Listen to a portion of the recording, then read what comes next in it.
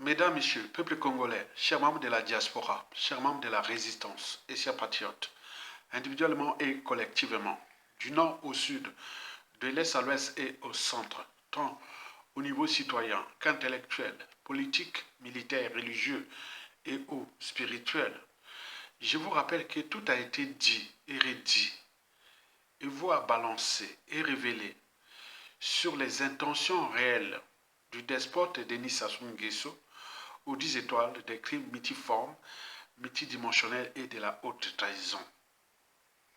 Et pour cause, le despote Denis Sassou Nguesso a 1. La ferme intention de mourir coûte que coûte au pouvoir et d'être enterré avec les honneurs pour avoir piétiné nos peuples congolais, pour avoir décimé des cadres civils, politiques et militaires et voire des présidents dans ce pays, pour avoir fracassé notre pays, Nako. Il veut être enterré avec ses honneurs pour avoir fait tout cela.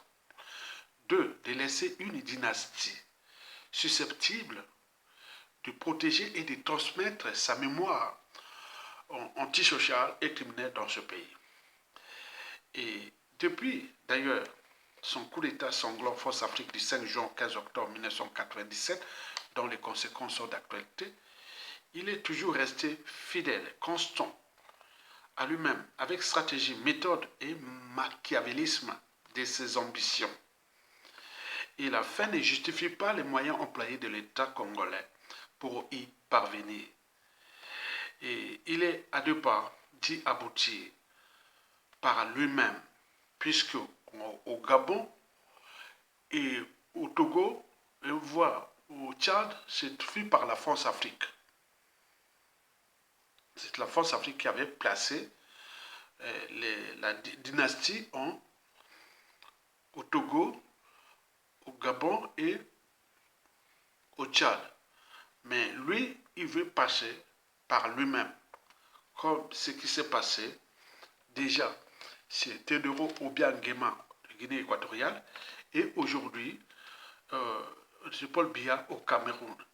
Et d'ici peu, ça sera son tour d'avoir un vice-président, son fils, Christophe Sassou Nguesso, chef des armées et ministre délégué à la défense. Alors, bienvenue dans le royaume de Sassou Nguesso en téléchargement. Explication.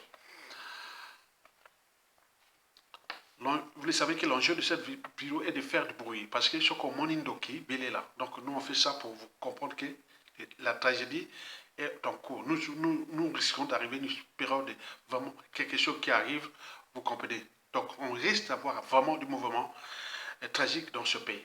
Mais en attendant, il faut responsabiliser les uns des autres à travers cette vidéo qui, chacun de vous, doit la partager. Et voici, pour vous, peuple congolais, les 7 personnalités du pouvoir qui vont tomber d'ici peu pour baliser la voie royale à la dynastie entre méthode, stratégie et machiavélisme dont lui-même a les secrets. Je pense que Sassou Nguesso utilise déjà les stratégies de l'artichaut, se mange feuille par feuille, et ou de jeu d'échecs. On fait tomber les pions de la rivière, d'autres sont couronnés, etc. Et voici les 7 personnalités qui vont tomber d'ici peu, s'il ne faut pas attention. Déjà, Serge Oboa, lui va tomber parce que Denis Omar Bongo va contrôler parce qu'il a déjà pris les services de la sécurité du patriarche, de son oncle. 2, le général Serge Oboa va tomber d'ici peu. Et j'y reviendrai pour expliquer comment il va tomber, puisque au moment où Denis Sassou Nguesso sera vice-président, ministre de la Défense et de la Sécurité et tout compagnie. Donc, Serge Oboa n'aura que les yeux pour pleurer. Et après, vous savez. Jean de Okemba, pareil, parce que c'est le concurrent de Denis Sassou Nguesso. Lui, son poste est déjà éjectable. Il est déjà l'homme de lui-même. Bon. Quatrièmement, vous avez Anatole Konene Makosso, puisque le poste de Premier ministre va certainement disparaître. Et quant au 5, Pierre Ngolo, au 6, Pierre Moussa, et au 7, Isidore Vouba, ils seront obligés d'obtempérer à Sassou Nguesso s'ils veulent garder leur poste parce que pour accepter le poste de vice-président